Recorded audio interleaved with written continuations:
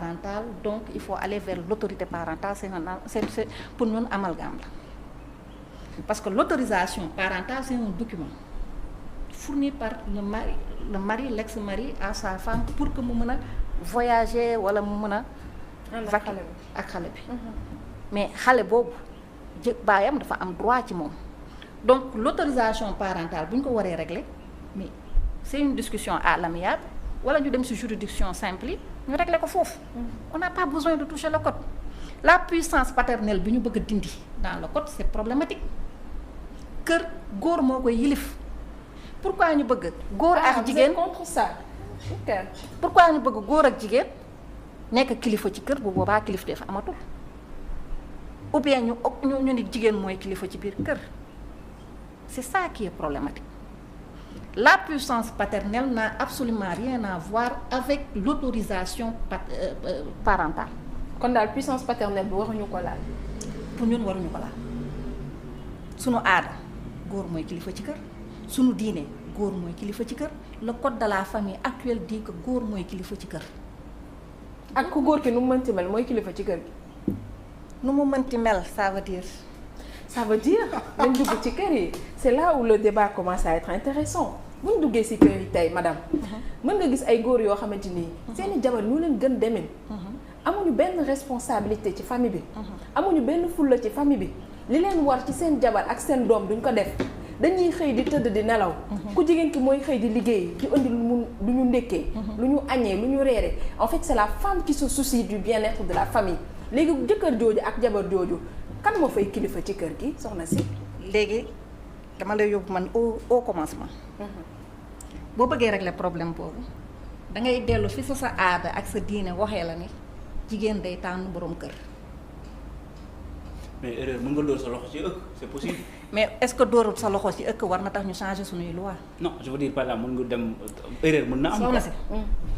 le problème c'est une fois les textes de loi qui vont les régler ñun ñoo koy régler suñu bopp ak suñuy valeur jigéen day tànn jëkkër day tànn jabar bañ nañu ba ni nga bëgg sa doom mel ko boo ko bëggee da nga koy xool ci ki ngay tànn mooy sa jëkkër wala ki ngay tànn mooy sa jabar. Et les changements qui surviennent au cours du mariage vous en faites quoi? mais les changements warul nekk source pour modifier tout un texte de loi. On ne légifère pas pour une minorité problème yaa ngi ci kër gi on est consciente de ça beaucoup de problèmes ñu ngi ci kër yi par exemple bokk na ci li ngay wax nii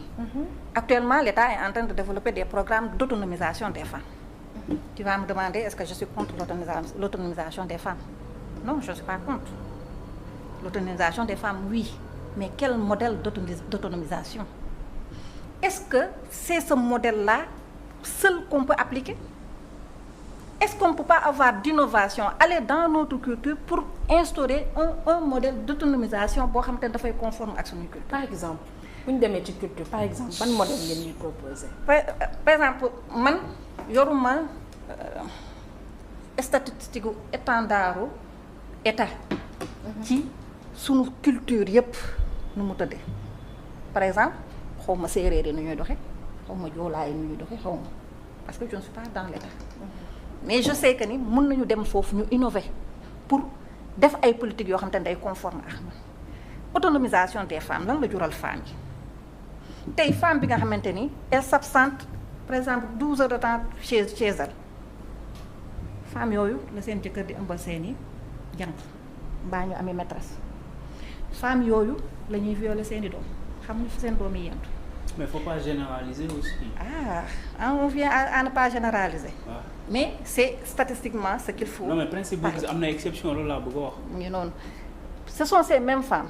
ñooy am ay bébé jën ay nunu di leen fay ñuy maltraiter seeni bébé parce qu'elles sont absentes. Est-ce que c'est une explication? L'autonomisation de la femme ne doit pas priver la femme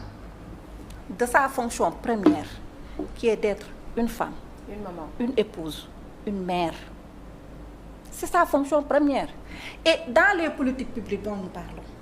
tey jii l'horizon 2050 nous dit dama bëgg à 2050 ma am un capital humain de qualité et de quantité. kan moo war a jouer ce rôle c'est pas les femmes.